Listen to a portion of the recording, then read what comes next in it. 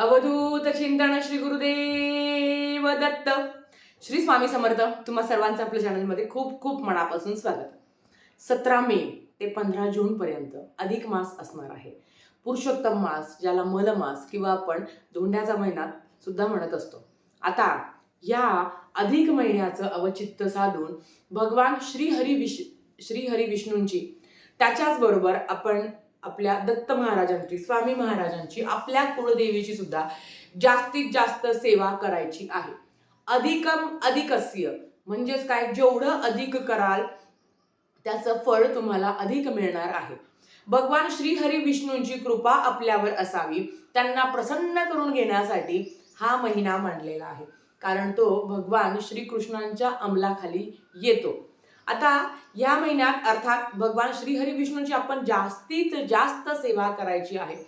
त्याच्यातली अगदी साधी सोपी पण तेवढीच प्रभावी, तुमच्या आर्थिक अडचणी कमी करणारी म्हणजेच सत्यनारायणाची पूजा.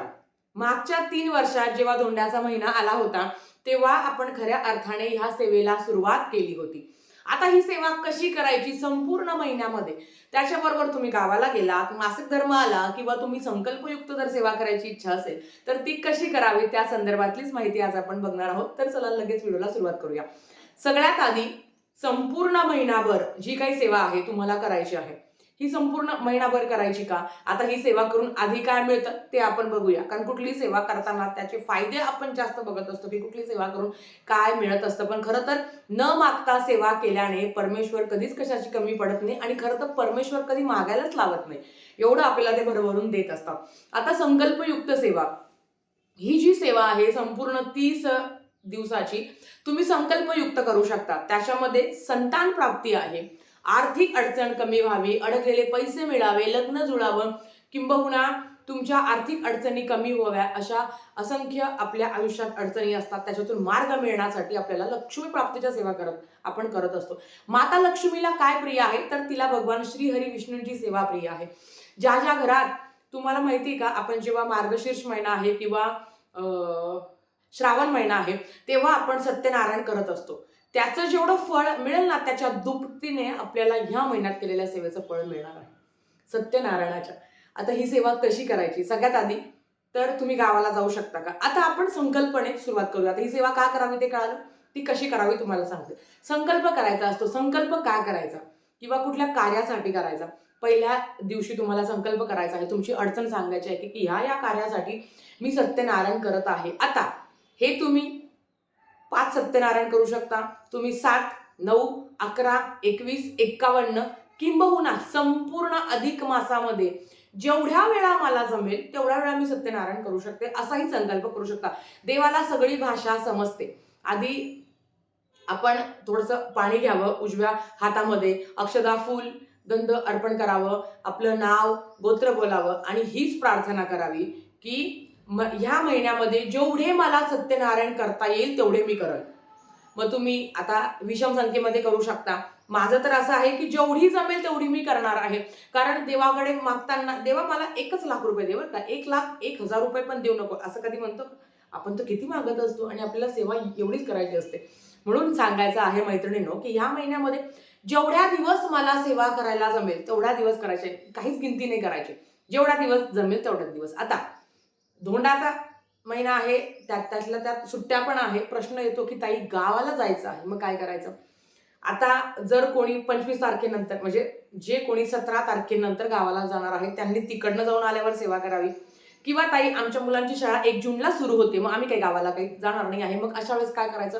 तुम्ही गावाला जाऊन आल्यावर किंबहुना 1-2 दिवस आम्ही गावाला चाललोय, मग कुलदेवीच्या दर्शनाला आहे, अक्कलकोटला आहे किंवा तुमची कुठली तरी यात्रा आहे, ट्रिप आहे, तिकडनं जाऊन आल्यावर आम्ही सेवा करू शकतो का? म्हणून सांगते, संकल्पयुक्त करत असताना यथाकालीन म्हणजेच काय, या संपूर्ण महिन्यामध्ये मी 11 सत्यनारायण घालेल, या संपूर्ण महिन्यामध्ये मी 21 सत्यनारायण घालेल. यथाकालीन म्हणजेच काय की मला जेव्हा जमेल तेव्हा मी सत्यनारायण घालेल. कारण अचानक गावाला जावं लागलं, अचानक दुःख सुख कधी कोणाला सांगून येत नाही. म्हणून हे नियम आहे की यथाकालीन हा तुम्हाला शब्द वापरायचा आहे. हे झालं. आता 21 सत्यनारायण आहे किंवा तुमची इच्छा असेल तर संपूर्ण महिनाभर, मग 1-2 दिवस गावाला गेले तर काय करायचं?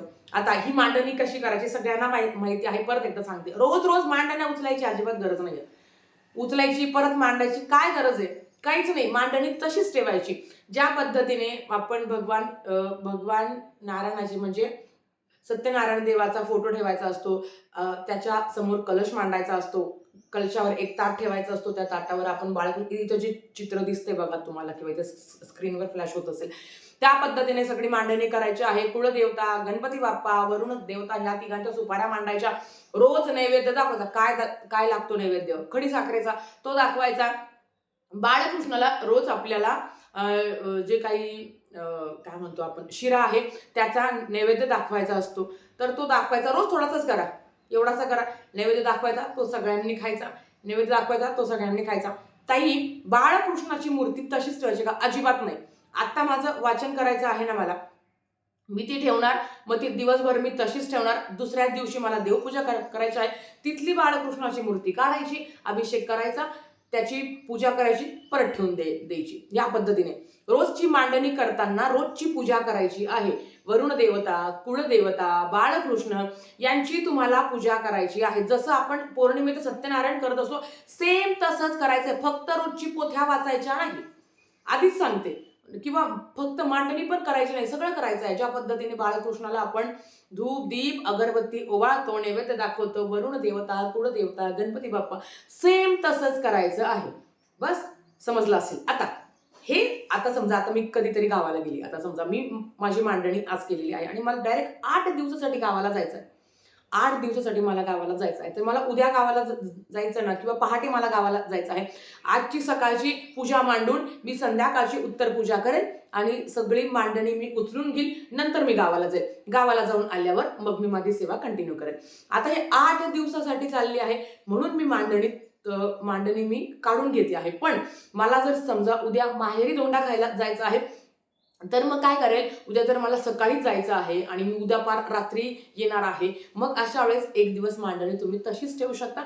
1 दिवस सेवा नाही केली तरी चालेल. मी तुम्हाला का सांगते, संकल्पयुक्त असेल, फक्त यथाकालीन हा शब्द वापरायचा नाही आहे. किंवा जर चला आपण गावाला गेलो, अक्कलकोटला गेलो किंवा माहूरला, म्हणजे आता समजा मी गेली माहूरला, तर 2 दिवस मला माहिती आहे की ज्या दिवशी मी जाणार पहाटे जाणार, दुसऱ्या दिवशी मी अगदी दुपारी वगैरे येणार.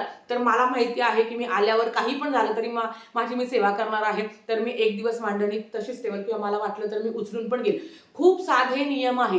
रोज रोज करणार असेल तर मांडणी उचलायची गरज नाही. मांडणी सेम ठेवायची. एवढंच की फूल असेल, जे काही पानं असेल, जे खराब झाली असेल किंवा धूळ असते, मग तुम्हाला वाटलं की चल थोडासा तो जो काही कपडा आपण पांढरा ठेवला आहे तो खूप खराब झाला आहे किंवा त्याला धूळ लागली आहे, ते सगळं काढायचं छानपैकी. मग ज्या दिवशी तुम्हाला, आता समजा मला आज वाटलं की चला थोडंसं धूळ लागली आहे, मला ते साफ करायचं आहे, मग मी ते सगळं काढेल, नवीन वस्त्र मी अंथरेल, परत मांडणी मी करेल आणि मग मी सेवा करेल. काही मोठं संकट दुःख काहीच नाहीये याच्यामध्ये. खूप साधी सोपी सेवा आहे, पण तेवढीच प्रभावी आहे. आर्थिक अडचणी कमी करण्यासाठी, खूप जीव तोडून मी सांगते आहे, आर्थिक अडचणी कमी करण्यासाठी भगवान श्री हरी विष्णूंची सत्यनारायणाची सेवा तुम्ही करून बघा. अनुभव आल्याशिवाय राहणार नाही. मी तुम्हाला शाश्वती देते, तुमच्या आर्थिक अडचणी कमी होतीलच. पण मी तुम्हाला काय सांगते, बाऊ करू नका. ताई हे कर. आता चला एकादशी आहे, एकादशीला सत्यनारायण करायचं, मग बाळकृष्णाला काय दाखवायचं, खडी साखरेचा नैवेद्य दाखवू शकता. मांडणी उचलायची गरज नाही. किंवा ज्यांना संतान प्राप्तीसाठीच्या ज्या काही सेवा चालू आहे, तुम्ही बाळकृष्णाची मूर्ती उचलू शकता. ग्रंथ तुम्ही एका साईडला मांडणी करून ग्रंथ उचलू शकता, वाचायचा, परत ठेवायचा, वाचायचा, ठेवायचा, या पद्धतीने संपूर्ण महिनाभर जेवढं जमेल तेवढं. मी 10 दिवस गावाला जाणार आहे, त्याच्यामध्ये माझे मासिक धर्म आले तर पण 15 ते सत्यनारायण मी घालेल ना. थोडक्यात काय म्हणजे माझं असं आहे की काही काउंट नाही करायचं, काही मोजायचं नाही. जेवढं होईल ती महाराजांच्या चरणी आणि भगवान विष्णूंच्या चरणी रुजू आहे. जे आपल्यासाठी योग्य आहे ते परमेश्वर आपल्याला देणार आहे. ही सेवा मैत्रिणींनो इतकी सुंदर आहे आणि सगळ्यांना आवडते. सत्यनारायण म्हटलं की एकदम भारी, चला आता सत्यनारायण करायचं आहे. आता काय होतं ना, आपण फक्त पौर्णिमेचं सत्यनारायण करत असतो किंवा आपण श्रावणात मार्गशीर्ष महिन्यात करत असतो, पण ह्या महिन्यामध्ये अधिकम अधिक असते. मी अधिक दिलं तर परमेश्वराच्या कृपेने मला ते अधिक असते, मला तेवढंही जास्त मिळणार आहे. म्हणून सेवेचा बँक बॅलन्स वाढवायचा असेल आणि पापातून मुक्ती हवी असेल, आता पाप म्हटलं तर काय, मला जर कोणी 4 शिव्या दिल्या तर मी ऐकून घेते का? नाही. कोणी आरे केलं तर आपण कार्य करतोच.